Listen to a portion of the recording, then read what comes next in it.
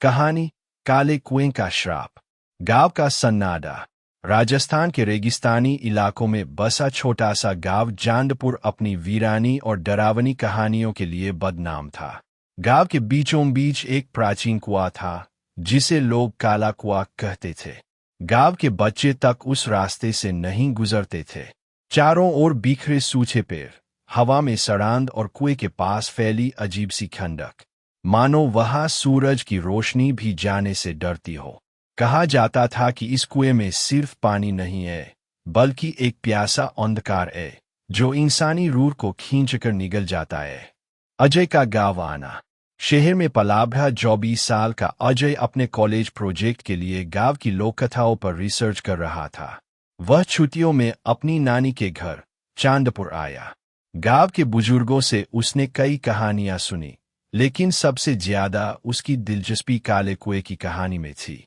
नानी ने चेतावनी दी, बेटा, उस कुएं के पास मत जाना।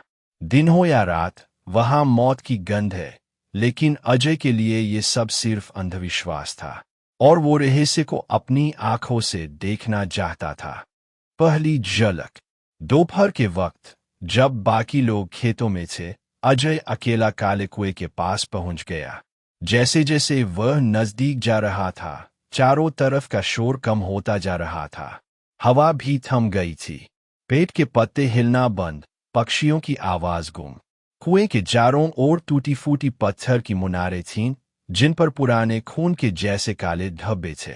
अजय ने झुककर अंदर देखा। पानी बिल्कुल काला, गाढ़ा, जैसे स्याही में कोई परछाई तैर रही हो।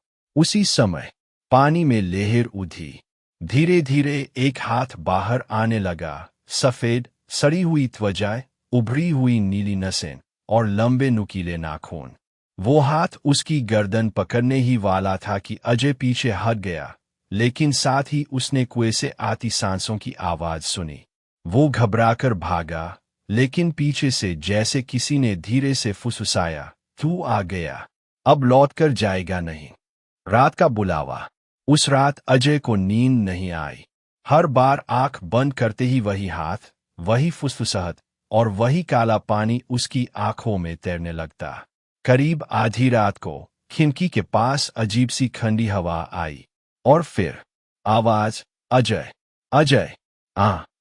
ये आवाज न तो इंसानी थी, न पूरी तरह औरत की, जैसे किसी की सांस टूट रही हो। अजय किसी नींदजलन की तरह उठकर बाहर निकल गया। गांव अंधेरे में डूबा था। कुत्ते भी चुप थे। आसमान में बादल थे, चांद की रोशनी जैसे खुद छुप गई हो। अजय के पांव अपने आप कुएं की तरफ बढ़ रहे थे। भूत से सामना। कुएं के पास पहुंचते ही पानी अपने आप उबलने लगा। एक एक कर बुलबुले फूटने लगे, और फिर काले पानी से धुंध उठने लगी। उस धुंध में एक औरत का चेहरा उभरा, आंखें खून सी लाल, गाल अंदर घनसे हुए, होंठ काले और दांत नुकीले, बाल बिखरे हुए जिनसे पानी टपक रहा था।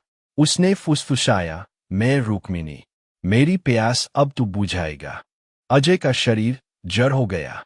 उसकी सांसें तेज, आंखें फैल गईं।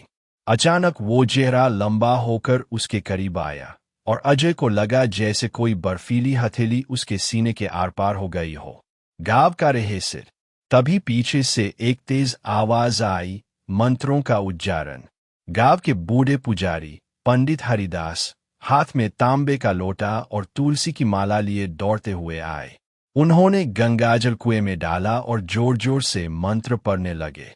रुक्मिणी की परछाई चीखते हुए पीछे हट गई, लेकिन उसकी चीख इतनी तेज थी कि अजय के कान से खून निकलने लगा।